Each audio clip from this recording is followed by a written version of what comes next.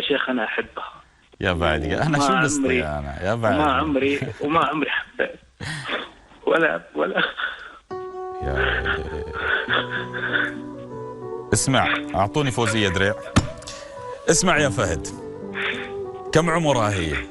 اسمعني والله البكاء ما ينفع. اسمع خلينا نتفاهم على الهواء، يمكن هي تسمع الحين من رحيق الأزواج.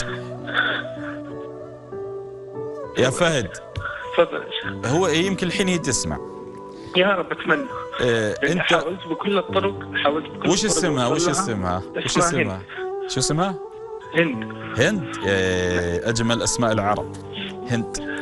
زين أنت زعلتها؟ أنا زعلت أعترف، وقصرت معها كثير وأخطأت في حقها. وهي وين الحين؟ في بيت أهلها؟ هي في بيت أهلها نعم. وما تريد ترجع لك؟ هي أنا عارف تريد ترجع لي وقلبها يبغاني، لكن ابنها شوية مأثر عليها. ابنها ولا ابنك ولا هي متزوجة من قبل؟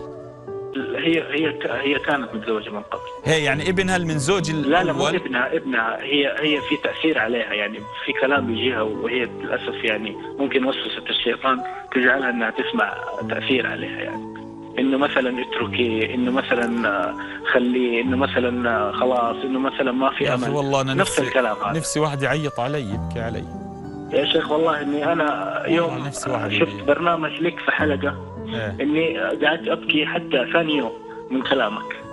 الله يجزاك خير. والله نفسي حد يبكي، يعني يقول لي يبكي ويقول لي زين. اسمع يا فهد، انا تريد اكلمها بكلمها. ارجوك اتوسل اليك. لا واجب بين اخوه، اصلاح بين انا بكلمها. ابشر على الخشم تم. غيره خشمك يا شيخ. انت تؤمر غيره. هي من اهل المدينه؟ الله من اهل المدينه. اهل المدينه يا رجل.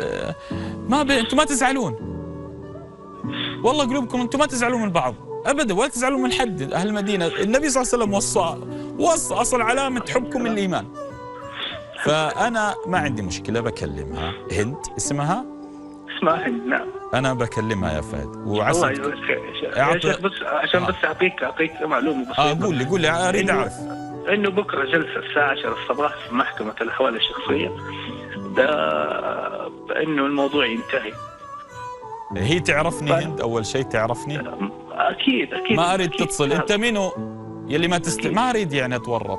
اكيد تعرفك يا شيخ. اكيد اسمك ما شاء الله تبارك الله زي بخور العود. الله يسلمك. رفاح في المدينه والعالم العربي كله، ممكن في الكره الارضيه كلها يا شيخ. انا بكلم هند. ارجوك يا شيخ. لو انا الان لو البرنامج وحضرتك تسمح انه تكلمها الان. مو انا اخاف ما ترضى هي بعد يعني يمكن. واعتذر لها امام العالم كله واقبل قدميها امام العالم كله. انا ما عندي مانع. يا ويلي انا ما عندي بس يا اخي والله عندي العرب عشاق، لا يقولون عنا قاسيين ورجال عرب كذا. والله احنا بس نقولون المصايب. اسمع، اليوم الحلقه بتنزل. عندك رقمها انت؟ انا عندي رقمها نعم. اليوم بس تنزل على اليوتيوب بعث لها اللينك وقول لها. طب وجه لها كلمه اذا انا بكلمها خلاص. انا اوعدك بعد صلاه العشاء عندي برنامج. بعد برنامجي انا طالع من هنا للاذاعه، بعد برنامجي اتصل في اختي واحاول اصلح ذات البين.